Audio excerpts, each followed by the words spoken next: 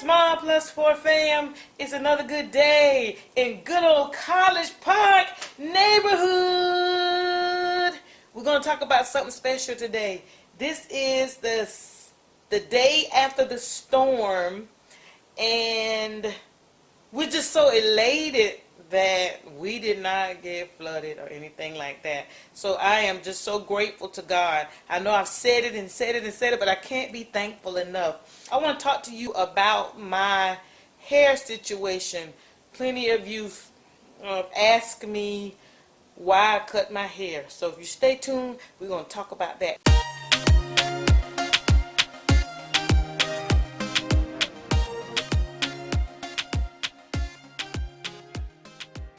Hey, it's Mama Small coming at you to talk about hair and the reason why I cut my hair or bald my head.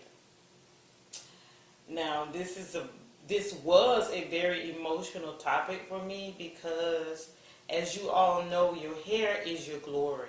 When I started losing my hair, I was very devastated. I had my hair straightened.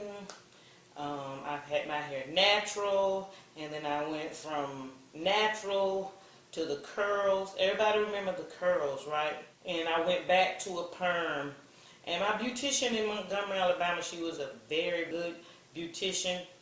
She wasn't really up on styles, but she was really up on taking care of my hair. I came back from Montgomery.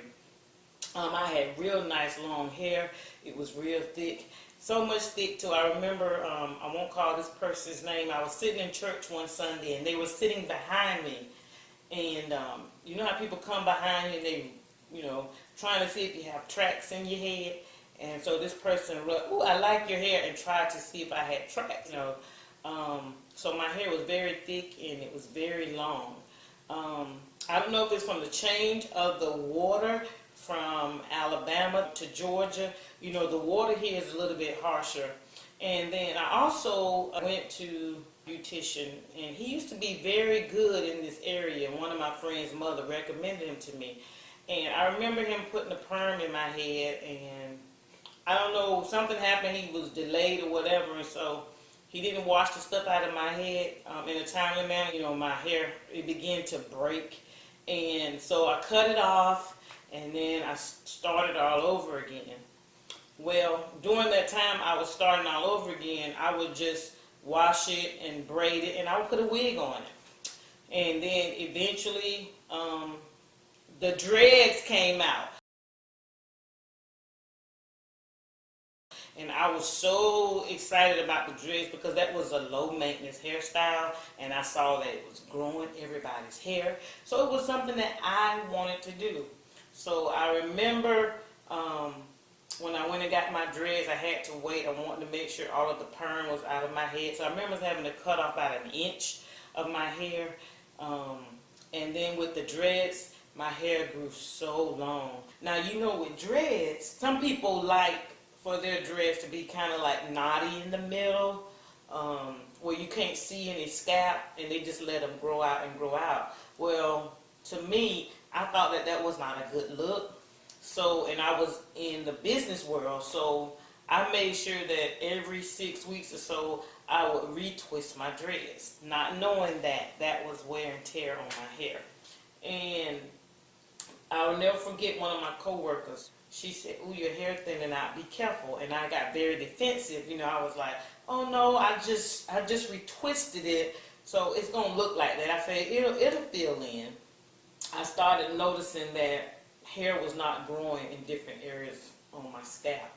So I end up taking the dreads.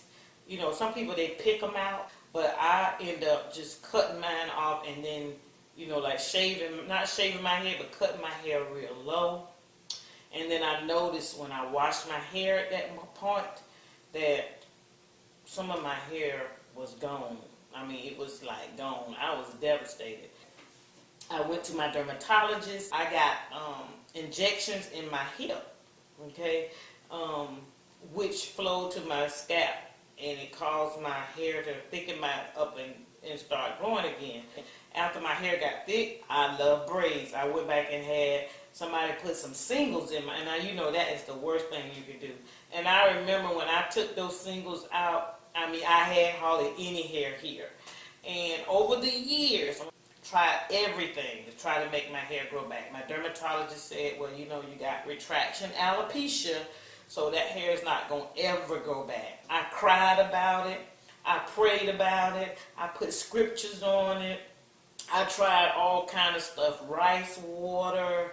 I bought expensive products. And I just was believing God. I would get up in the morning. I would speak to my hair. I was like, you know, every bald spot, you will be filled.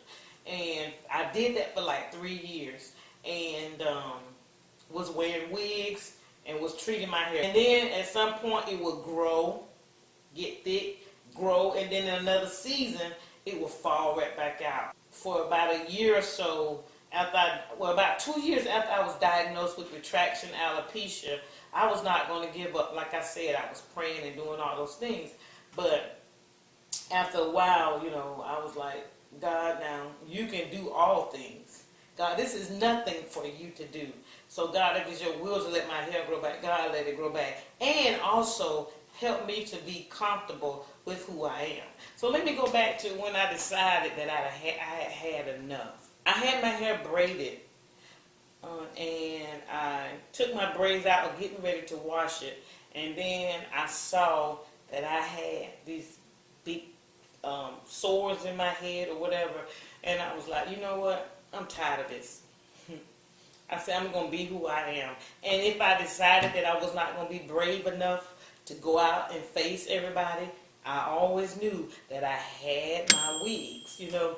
So it wasn't like I didn't have something that I could fall back on. And so, y'all, I took those braids out, and when I took them out and I combed everything up, I looked like Bozo. I had hair here, a little hair here, nothing here in the top, and a little bit here. So I'm like, I can't go like this. So I just said, I'm gonna do it. I went out and got my husband's clippers, and I went straight down the middle. So I was like, okay, I done did it. There's nothing else I could do. And I walked out into the den, and I told my husband, I said, you gotta finish this. And he was like, what have you done? And then I told him, I said, babe, I'm just tired of this. I said, these wigs are hot. And I said, it's just time for me to be who I am. My confidence was up and things like that. And so he got the clippers and he came in and he finished cutting it, and I finished cutting it close. And I was like, wow, you know, I probably could pull this off. I could pull off the bald head. So I walked back out, and he looked at me and he like, and then when I came back through the den again, he said, I think it's cute. He said, put you on some earrings and then rock it. So I would rock it around the house. I showed a couple of my friends some pictures I had taken. I sent a couple of pictures to my sister. You know, just trying to get my confidence up. And all of them, they said, girl, you can do that. Rock your hair. Get rid of them wigs. You can do this. You can do it. And I'm like, yeah, I can do it. Yeah, I can do it. And when it was time to go out, y'all, I got afraid, and I would put my wig on, or I would put the cap on. My husband, he said, just do it. You know, don't worry about what people say.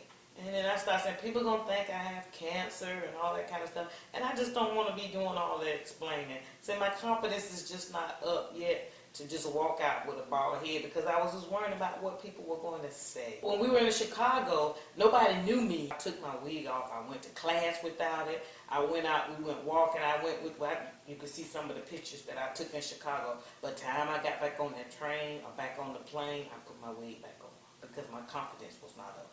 But the day that I was set free, thank you, Jesus, I went to the gym thinking that nobody would see me. And y'all, time I walked into the gym, who did I see? I saw 3 people that I knew. And you all should have seen me. I was ducking and diving and all of that kind of stuff because I didn't want them to see me. I went way in another area and was walking, and I was looking to see. And then I sat down to do my arm exercise, the one that go like that. And the Holy Spirit spoke to me and said, who are you?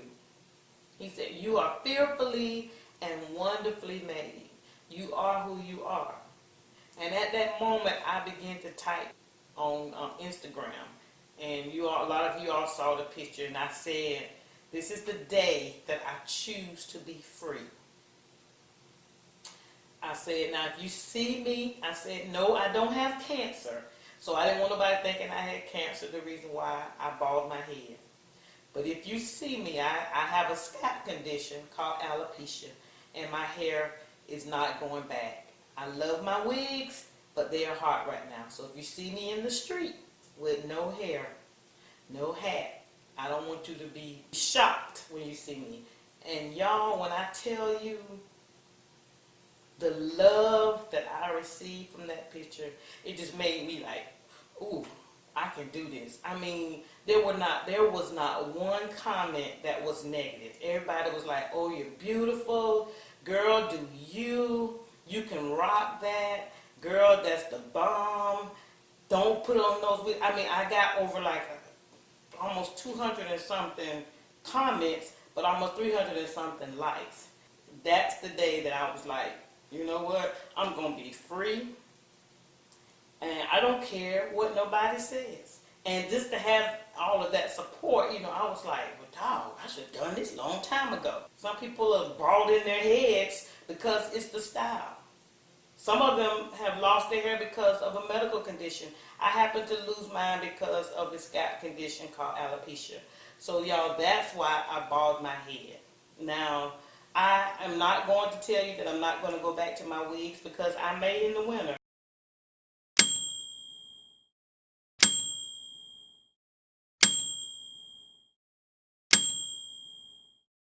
But I choose to wear my hair bald in the summer. When my hair needs to be cut and I don't have time to cut it, then I can always throw on one of these wraps and I can still go out and be free.